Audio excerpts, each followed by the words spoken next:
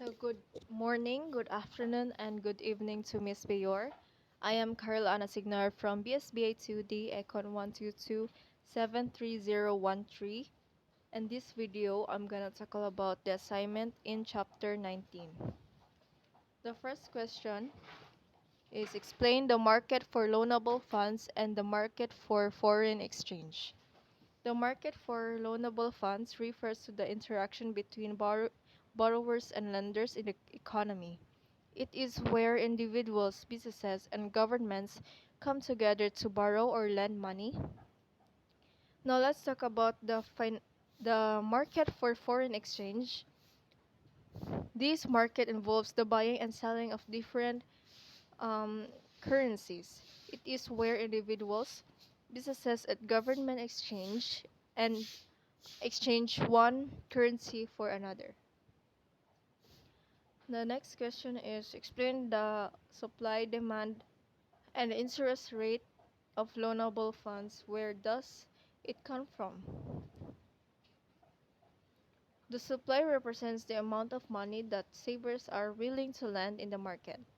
It comes from individuals, businesses, and financial institutions that have um, excess savings and are looking for opportunities to earn a return on their money.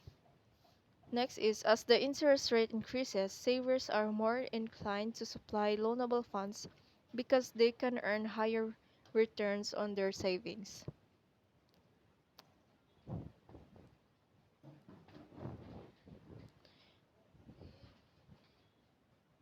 Now, let us proceed to the next question. What will happen to the country's economy if its trade policies restrictive and are restrictive? If a country implements restrictive trade policies, it can have several effects on its economy. Here are some potential consequences. The first is we have reduced international trade. Restrictive trade policies such as high tariffs, quotas, or import restrictions can limit the flow of goods and services between countries. Next is economic distortions. Restrictive trade policies can create economic distortion within the country. For example, high tariffs on imported goods can protect domestic industries from foreign competition, but it can also lead to inefficiencies and reduce competitiveness. And lastly is retaliation from trading partners. When country imposes restrictive trade policies, its, its trading partners may respond with relationary measures. Next question is what is capital flight? When a country experiences capital flight, what is the effect on its interest rate and exchange rate?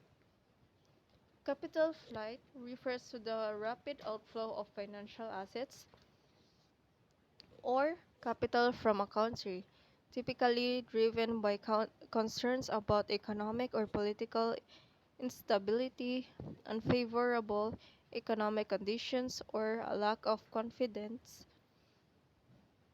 in the country's financial system.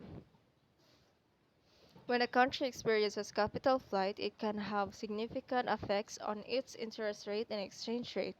It's important to note that effects of capital flight on interest rates and exchange rate can vary depending on specific circumstances, the country's economic policies, and the magnitude of capital outflows.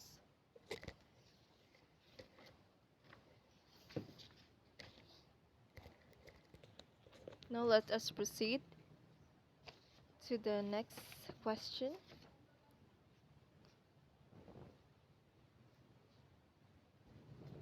Oh, here.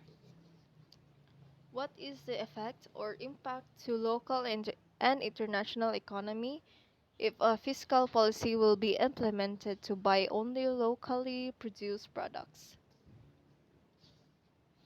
If a fiscal policy is implemented to buy only locally pro- produced products, it can have both local and international economic effects. Now let's explore the potential impacts. So in local economy, support for domestic industries buying a local produced products can provide support and protection to domestic industries. Economic multiplier effects. The increased demand for locally produced products can have a multiplier effect on the local economy.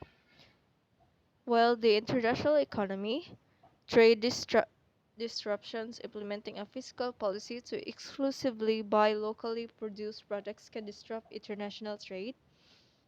Global supply chains.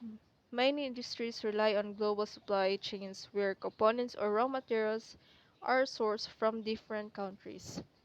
So that will be all. Thank you for listening.